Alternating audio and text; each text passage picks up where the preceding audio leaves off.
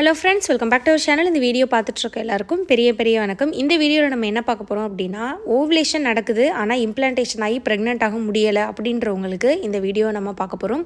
இது எப்படி நம்ம கண்டுபிடிக்கிறது அப்படின்னு பார்த்தீங்கன்னா, ஃபாலிகுலர் ஸ்டடி ஐயுஐலாம் பண்ணுறீங்க, இல்லை பீரியட்ஸ் ரெகுலராக இருக்குது, ஓவுலேஷன் கிட்டு வச்சு செக் பண்ணி பார்க்குறீங்க, பீரியட்ஸ் ஃப்ளோ எல்லாமே நல்லாயிருக்கு, ரெகுலர் பீரியட்ஸ் இல்லை, பிசிஓடி இல்லை அப்படின்னாலே உங்களுக்கு ஓவுலேஷன் ஆகுதுன்னு அர்த்தம். அந்த மாதிரி ஓவுலேஷன் ஆகுது, ஹஸ்பண்ட்க்கும் எல்லாமே நார்மலாக இருக்குது, ஆனால் என்னால் ப்ரெக்னென்ட் ஆக முடியலை அப்படின்றவங்களுக்கு இந்த இம்ப்ளான்டேஷன் நடக்காமல் போகிறதுக்கான வாய்ப்பு நிறைய இருக்குது. ஸோ அந்த மாதிரி இருக்கக்கூடியவங்களாகட்டும், இல்லை நார்மல் ரெகுலர் ப்ரெக்னென்சி இல்லை ட்ரீட்மெண்ட் எல்லாருமே இந்த 10 டிப்ஸ் நான் சொல்கிறேன். இதை வந்து ஆஃப்டர் ஓவுலேஷன் ஃபாலோ பண்ணுங்கள். இதில் செய்யக்கூடிய இது தப்புனே தெரியாமல் நம்ம செய்யக்கூடிய சில விஷயங்கள்னால இம்ப்ளான்டேஷன் நமக்கு ஃபெயில் ஆகி பீரியட்ஸ் வரதுக்கு வாய்ப்பு இருக்குது. ஸோ அது என்னென்ன அப்படின்றத இந்த வீடியோவில் நம்ம பார்க்குறோம். ரொம்ப முக்கியமான சிம்டம்ஸும் இருக்குது. சிலது பார்த்திங்கன்னா சின்ன சின்ன விஷயங்கள் தான், பட் அது கூட நம்மளோட இம்ப்ளான்டேஷனை அஃபெக்ட் பண்ணும். ஸோ வீடியோ எண்டு வரைக்கும் பாருங்கள், ஃபார்வர்ட் பண்ணி கூட பாருங்கள். பட் இந்த 10 விஷயம் என்ன அப்படின்றத கண்டிப்பாக தெரிஞ்சுக்கோங்க. நம்பர் 1 என்ன அப்படின்னு பார்த்தீங்கன்னா, அதிகப்படியான காஃபி ஆஃப்டர் ஓவுலேஷன் எடுக்காதீங்க. பொதுவாகவே ப்ரெக்னன்சிக்கு ட்ரை பண்ணும்போது காஃபி எடுக்கிறது நல்லதில்லை. ஒரு நாளைக்கு ஒரு காஃபி, அதாவது சின்ன கப்பில் ஒரு காஃபி எடுத்துக்கலாம். ஆனால் முடிஞ்ச அளவு சுத்தமாக அவாய்ட் பண்ணுறது நல்லது. டீ கூட ஓகே, பட் அந்த கெஃபைன் நமக்கு ஹார்மோன் இம்பேலன்ஸை நமக்கு ட்ரிகர் பண்ணும். ஸோ ஆஃப்டர் ஓவுலேஷன் முடிஞ்ச அளவு அவாய்ட் பண்ணுங்கள். தெரியாமலாம் 1 or 2 காஃபிக்கு மேலே தயவு செஞ்சு எடுத்துடாதீங்க. அது இம்ப்ளான்டேஷனை டேரெக்டாக அஃபெக்ட் பண்ணும். நம்பர் 2 என்ன அப்படின்னு பார்த்தீங்கன்னா, பாடி ஹீட் இல்லாமல் பார்த்துக்கணும். இப்போ சிலருக்கு பார்த்தீங்கன்னா இயற்கையாகவே ஹீட்டான பாடியாக இருக்கும், அவங்களுக்கு வார்மான பாடியாக இருக்கும், உள்ளங்கையை பார்த்தீங்கன்னா சூடாக இருக்கும், யூரின் போகும்போது ரொம்ப ஹாட்டாக இருக்கும். இந்த மாதிரி விஷயங்கள்லாம் ஹீட் பாடி அப்படின்னு சொல்லுவாங்க. அந்த மாதிரி இருக்கக்கூடியவங்க பிஃபோர் ஓவுலேஷன்லேருந்தே உங்கள் உடம்பை கூல் பண்ணுறதுக்கு நிறைய டிப்ஸ் ஃபாலோ பண்ணுங்கள். பழைய சாதம், தண்ணி குடிங்க, மோர் குடிங்க, நிறைய வாட்டர் எடுங்க, நீர், காய்கறிகள், பழங்கள், ஜூஸு, இளநீர் இந்த மாதிரிலாம் எடுத்துக்கணும். ஆயில் பாத் தலையில் எண்ணெய் தேய்ச்சி குளிக்கணும். இதெல்லாம் பிஃபோர் ஓவுலேஷனும் பண்ணுங்கள், ஆஃப்டர் ஓவுலேஷனும் பண்ணுங்கள். உங்களுக்கு சில உணவுகள் பார்த்திங்கன்னா குறிப்பிட்ட உணவுகள் சாப்பிட்டா சூடு பிடிச்சிக்குன்னு சொல்லுவாங்க. வயிறு வலிக்கும், அதை வச்சே கண்டுபிடிச்சிடலாம். வயிறு வலிச்சு மோஷன் போகும், சரியாக டைஜஷன் ஆகாது. இந்த மாதிரி உணவுகள்லாம் பார்த்திங்கன்னா பாடி ஹீட் ஒத்துக்கலை. இது ஒருத்தர் உடம்புக்கு மாறும். குறிப்பாக சொல்லணும் அப்படின்னு பார்த்தீங்கன்னா, சிக்கன், ப்ரானு, நண்டு, கிழங்கு வகைகள், அவுட் சைடு சாப்பிடக்கூடிய ஃபுட்டு, காரமான ஃபுட்டு இதெல்லாம் சாப்பிட்டா ஒத்துக்காது. இந்த மாதிரி உணவுகள் உங்கள் உடம்புக்கு எது ஹீட்டோ அதை அவாய்ட் பண்ணிக்கோங்க. சிலருக்கு முட்டை கூட ஒத்துக்காது. அந்த மாதிரி உங்கள் உடம்புக்கு எது சாப்பிட்டா சூடு பிடிக்குமோ அதை அவாய்ட் பண்ணிக்கோங்க. நம்பர் 3 என்ன அப்படின்னு பார்த்தீங்கன்னா, ஹெவியான ஒர்க் பண்ணவே கூடாது. அதாவது ரொம்ப வீடை துடைக்கிறது, கிரைண்டர்களை தூக்கி மாவாட்டுறது, இந்த மாதிரி வெயிட்டான உங்களுக்கு எது ஹெவியாக தோணுதோ அந்த வேலைகள் பண்ணாதீங்க. இதுக்கு ஹெல்ப்புக்கு நீங்கள் ஆஃப்டர் ஓவுலேஷன் உங்கள் ஹஸ்பண்டையோ இல்லை வீட்டில் யாராவது இருக்காங்களோ அவங்கள நீங்கள் ஹெல்ப்புக்கு கேட்டுக்கலாம். ஹெவி லிஃப்டிங் பண்ணுறது, கொஞ்சம் ஹெவி ஒர்க் பண்ணுறது நீங்கள் அவாய்ட் பண்ணிக்கோங்க. அதுக்கப்புறம் பார்த்தீங்கன்னா, ட்ராவல் பண்ணுறது ரொம்ப தப்பு. அதாவது லாங் ட்ராவல் இது ரொம்ப ரொம்ப முக்கியமானது. இது டாக்டர்ஸே சொல்லக்கூடியது. ட்ரீட்மெண்ட் எடுக்கிறவங்க இல்லை ஏர்லி ப்ரெக்னன்சியில் இருக்கவங்களுக்கு லாங் ட்ராவல் இம்ப்ளான்டேஷனை ரொம்பவே அஃபெக்ட் பண்ணும். நமக்கு தேவையான ரெஸ்ட் நம்ம உடம்புக்கு தேவை. ஸோ முடிஞ்ச அளவு லாங் ட்ராவல் அவாய்ட் பண்ணிக்கோங்க. 5-6 மணி நேரம் ட்ரெயின் ஆர் பஸ் எதுவாக இருந்தாலும் அவாய்ட் பண்ணிக்கோங்க. ரொம்ப இம்பார்ட்டன்ட், எமர்ஜென்சி போகணும் அப்படின்னா கார் ட்ராவல் பெஸ்ட்டு. அதுக்கப்புறம் பார்த்தீங்கன்னா, ஆஃப்டர் ஓவுலேஷன் கணவரோட சேர்ந்து இருக்கக்கூடாது. ஹஸ்பண்ட் ஒய்ஃப் இன்டர் கோர்ஸ் கண்டிப்பாக அவாய்ட் பண்ணணும். இதுவும் பார்த்தீங்கன்னா இம்ப்ளான்டேஷன் அஃபெக்ட் பண்ணும். இது எல்லாருக்கும் அஃபெக்ட் பண்ணுமான்னு கேட்டிங்கன்னா அந்த மாதிரி கிடையாது. பட் இது பார்த்தீங்கன்னா அன்வான்ட் இன்ஃபெக்ஷன் ஆர் உடம்பை டிஸ்டர்ப் பண்ணும். அந்த யூட்ரஸோட பார்த்தை டிஸ்டர்ப் பண்ணி, ஒருவேளை இம்ப்ளான்டேஷன் ஆகிற ஸ்டேஜில் இருக்குது அப்படின்னும் போது நீங்கள் கணவரோட சேர்ந்துருக்கீங்க அப்படின்னா அந்த இம்ப்ளான்டேஷன் ஃபெயில் ஆகிறதுக்கு நிறையவே வாய்ப்பு இருக்குது. அந்த கரு யூட்ரஸோட ஒட்டாமல் போகிறதுக்கு அந்த இன்டர் கோர்ஸ் நிகழ்வு ஒரு காரணமாக இருக்கலாம். இதுவுமே பார்த்தீங்கன்னா டாக்டர் சொல்லக்கூடிய டிப்ஸ் தான். ஸோ ஃபஸ்ட்டு 3 மந்த் வரைக்கும் ஒன்ஸ் கன்ஃபார்ம் ஆயிடுச்சுன்னா சேரக்கூடாதுன்னு சொல்லுவாங்க. அதே மாதிரி தான் இதுவும். அந்த ஓவுலேஷன் முடிஞ்சிருச்சு அப்படின்னா சேரக்கூடாது. எனக்கு ஓவுலேஷனே சரியாகவே தெரியலை அப்படின்றவங்க உங்கள் பீரியட்ஸ்க்கு 1 வாரத்துலேருந்து 10 நாளைக்கு முன்னாடி நிறுத்திடணும். இப்போ உங்களோட பீரியட்ஸ் 20ஆம் தேதினா 10ஆம் தேதி 13ஆம் தேதியோட நீங்கள் இன்டர் கோர்ஸ் ஸ்டாப் பண்ணிடணும். அந்த மாதிரி கணக்கு வச்சுக்கோங்க. அதுக்கப்புறம் பார்த்தீங்கன்னா, ஸ்ட்ரெஸ்ஸு இருக்கவே கூடாது. கண்டிப்பாக ஓவுலேஷனுக்கு அப்புறம் இது ரொம்ப ரொம்ப ரொம்ப ரொம்ப முக்கியமானது. ரொம்ப ஸ்ட்ரெஸ் இருக்கிறது, அதுக்கப்புறம் ஆன்சைட்டி இருக்கிறது, அதாவது ஓவர் திங்கிங் இருக்கிறது, இந்த மாதிரி பயம், இந்த மாதிரி நிகழ்வு எல்லாமே நம்மளோட ஹார்மோன்ஸை டைரெக்டாக அஃபெக்ட் பண்ணும்.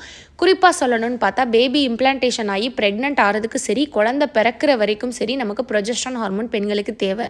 நம்ம தேவையில்லாமல் ஸ்ட்ரெஸ் ஆகிறோம், டிப்ரெஷன் ஆகிறோம், ஆன்சைட்டி ஆகிறோம், ஒரு பயம் கலந்த டென்ஷனில் இருக்கும் அப்படின்னா ஈவன் டென்ஷனை கூட இதில் ஆட் பண்ணிக்கலாம். ரொம்ப ஆங்கர் இஷ்யூ இருக்குது, இந்த மாதிரி இருக்கக்கூடியவங்களுக்குலாம் ஆஃப்டர் ஓவுலேஷன் கண்டிப்பாக ப்ரொஜெஸ்ட்ரான் அடியாகும், இம்ப்ளான்டேஷன் ஃபெயில் ஆகிடும். ரொம்ப கேர்ஃபுல்லாக இருங்க. இது ரொம்ப முக்கியமானது.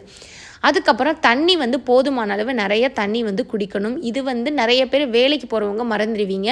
ஒரு வாட்டர் பாட்டிலில் எடுத்துகிட்டு போவாங்க 1 லிட்டர், அதை வச்சே நம்ம குடிப்போம். அப்படி கிடையாது. ஒரு நாளைக்கு 2லேருந்து 3 லிட்டர் மினிமம் குடிக்கணும். தண்ணி எவ்வளோக்கு எவ்வளோ குடிக்கிறீங்களோ அவ்வளோக்கு எவ்வளோ உங்கள் உடம்புல ரத்த ஓட்டம் அதிகரிக்கும், யூட்ரஸ்க்கு தேவையான ரத்த ஓட்டமும் கிடைக்கும், பேபி இம்ப்ளான்டேஷன் நடக்கும். ஸோ இதை வந்து கண்டிப்பாக ஃபாலோ பண்ணுங்கள். அதுக்கப்புறம் கண்டிப்பாக 7-8 மணி நேரம் குறைஞ்சது தூக்கம் வந்து அவசியம். நல்ல ஆழ்ந்த தூக்கம் வேணும். இதுவும் எதுக்கு அப்படின்னு பார்த்தீங்கன்னா நம்ம ஹார்மோனை சீராக வச்சுருக்கிறதுக்கு தான். ஹார்மோன்ஸ் ரிதம்னு சொல்லுவாங்க. நம்ம உடம்பு நம்மளோட என்விரான்மெண்ட் எல்லாம் சேர்ந்து நம்ம உடம்புக்கு ஹார்மோன்ஸ் வந்து வேலை செய்யும். அந்த ஹார்மோன் ஒர்க் ஆகிறதுக்கு நல்ல டீப் ஸ்லீப் வேணும். நம்ம முழிச்சிருக்கும் போது அது கண்டிப்பாக ஒர்க் ஆகாது. நல்ல தூக்கம், இரவு தூக்கம் வேணும். அதே மாதிரி நைட் டியூட்டி பார்க்குறவங்கள இருக்கீங்க அப்படின்னா உங்களுக்கு முடிஞ்ச அளவு நீங்கள் பகலில் நீங்கள் வந்து எல்லாம் லைட் ஆஃப் பண்ணிவிட்டு இருட்டான அறையில் ஒரு நைட்டு மாதிரி தூங்குங்க. பட் அது ஃபாலோ பண்ணியுமே எனக்கு ஒர்க் ஆகலை, தூக்கம் சைக்கிள் எனக்கு டிஸ்டர்ப் ஆகுதுன்னா கண்டிப்பாக பரவாயில்ல, நீங்கள் நைட் ஷிஃப்ட்லேருந்து மாறிக்கிறது பெட்டர். ஏன்னா தூக்கம் ரொம்ப ரொம்ப ரொம்ப ரொம்ப முக்கியம் ப்ரெக்னன்சிக்கு ட்ரை பண்ணுறவங்களுக்கு. அதுக்கப்புறம் பார்த்தீங்கன்னா சுத்தமாக பெட் ரெஸ்ட் வந்து இருக்கிறது மிகப்பெரிய தப்பு. இது வந்து இந்த ஐஓஐ பண்ணுறவங்க, ஃபாலிகுலர் ஸ்டடி பண்ணுறவங்கலாம் ஃபாலோ பண்ணுறாங்க. இது தேவையே கிடையாது. ஐவிஎஃப் பண்ணுறாங்க பார்த்தீங்களா, அதாவது டெஸ்ட் டியூப் பேபி 5 லட்சம் 4 லட்சம் செலவு பண்ணி அவங்களுக்கு தான் பெட் ரெஸ்ட் தேவை. ஏன்னா அவங்களுக்கு ஆல்ரெடி உள்ள சாக்கையே உள்ளே வச்சுருவாங்க. ஸோ அவங்களுக்கு தான் தேவை. மற்றபடி ஃபாலிகுலர் ஸ்டடி ஐஓஐ பண்ணுறவங்க பெட் ரெஸ்ட்டில் இருக்கணுன்றது அவசியம் கிடையாது. சொல்லப்போனால் அது நல்லது கிடையாது. நம்ம யூட்ரஸ் வந்து இப்போ நான் ஏற்கனவே ஒரு வீடியோவில் ரீசெண்டாக சொன்னேன் புரிகிறதுக்காக. இப்போ நம்ம ஒரு கையை வந்து நம்ம அசைக்காமல் ரொம்ப நேரம் ஒரே இடத்துல வச்சுருக்கோன்னா நமக்கு மரத்து போயிடும். அது காரணம் என்னென்னா அதில் ரத்த ஓட்டம் போகலைன்னு அர்த்தம். அசைச்சு கொடுத்தா தான் அதுக்கு ரத்த ஓட்டம் போகும், அந்த கையை ஆக்டிவாக இருக்கும்.